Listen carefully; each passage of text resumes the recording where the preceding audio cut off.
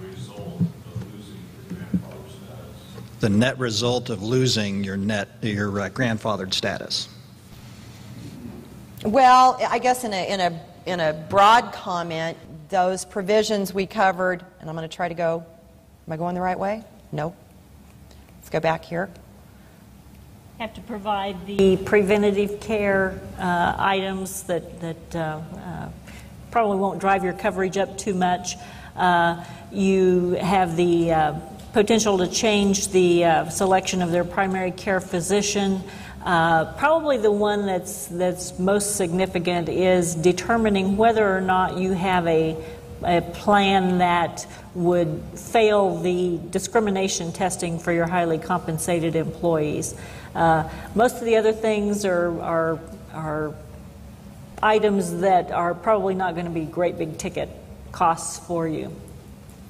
I think the real question hopefully will be answered in about 2 or 3 weeks, because that's when the grandfathered IFRs, the interim finals, are expected to become final.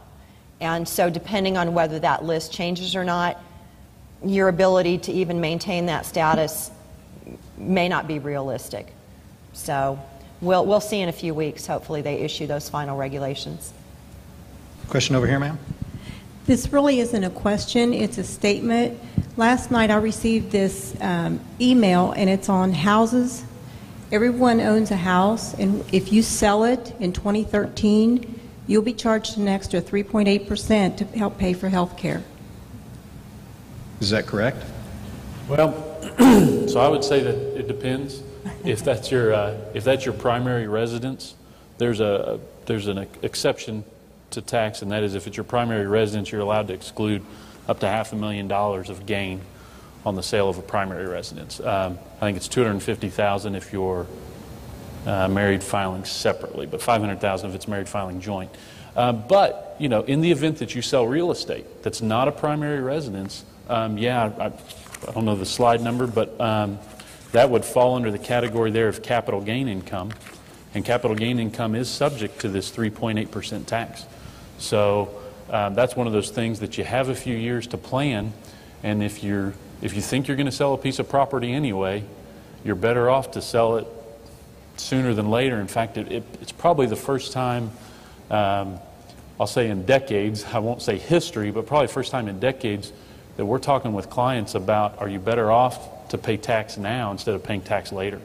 That just hasn't happened in certainly recent history. I mean, I can't speak for first half of the 1900s, but second half of the 1900s, I don't think we've ever consulted with clients about that idea. So, when it comes to the new healthcare law, obviously there's a lot to consider for your business. These folks are going to continue to be resources for you as we move through this and through the next year, 2 years, 3 years. We also hope the Business Journal is going to be a resource for you. We're going to be doing a lot of stories on healthcare reform. We will continue to follow the progress of the bill. It changes, and so we'll try to keep you up to date on those changes as we move forward. So thank you for attending today, and good luck with your businesses in the coming months. Thank you.